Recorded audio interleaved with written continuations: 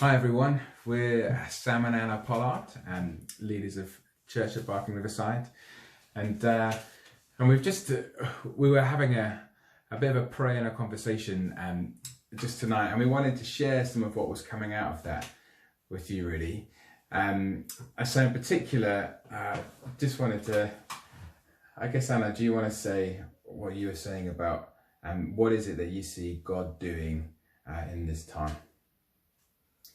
Yeah, I think I've felt a real, as we've been praying over the last few weeks, just feel a real sense of what God is doing in this time is to wake us up. And as a church, with everything that's disrupted and everything, our normal way of life is gone, our normal freedoms, our normal way of meeting are all gone. There's a real moment of God trying to get our attention and really call us back to Him with things that are stripped away, and the way that we do church, the way that we can just receive, attend Sundays. We can't do that anymore. They're not there. And there's a real moment for us as the church to not just think about how we're responding in this moment and to the needs, but God, what are you saying? What are you speaking in this moment?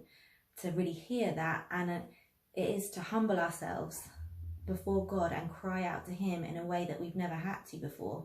I think in the West, especially in the Western church, we have been so comfortable.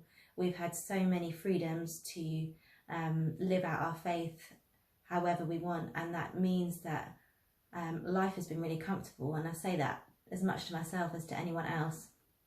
Life is comfortable, life is easy, and we pray, but we don't have to pray with a real deep belly cry like our life depends on it so much of the time, because it doesn't actually depend on it. Because we've got such a life around us that supports us and gives us what we need. Whereas I think now where this shakes us with the uncertainty and the unknown, it tells us in the West that our lives are actually fragile, and there's a moment for us to come back to God in humility and to really come before Him and go, you know what, God, you really are God. Like, I've been singing songs to you for probably years and decades of my life, saying that you are God and no one else matters. Whereas now, when my freedoms and the health of my nation is at stake, no, really, I want to say that you are God, and I can't do this. This is too big for me. This is too much for us as a nation. And as a church, we need to come back.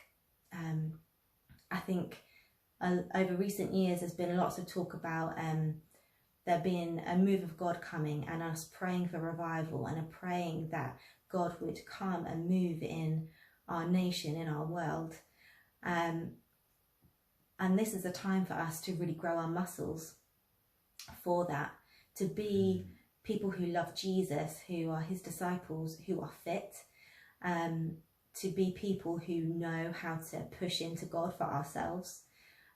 When we're isolated at home, we have to do that for ourselves. We have to read the Bible ourselves. We have to pray ourselves and know how to come into God's presence, know how to kneel before Him and tell Him that we love Him for ourselves, and know how to fight, learn how to pray and intercede for those that we love around us, who are hurting, who are suffering, who are ill, maybe for ourselves, and for our nation and our world, crying out for God's mercy. And this is a time for us to get fit, to be really disciplined in how we walk before God, so that we're ready for Him to move.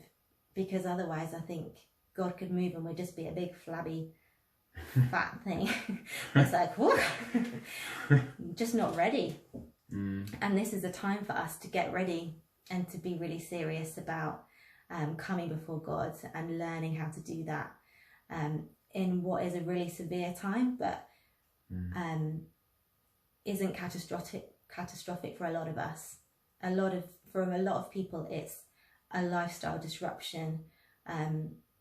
Not to belittle the suffering for tens of thousands, but we need to be awake. We need to get fit, and we need to know how to love the Lord our God with all our heart, mind, body and strength. Mm.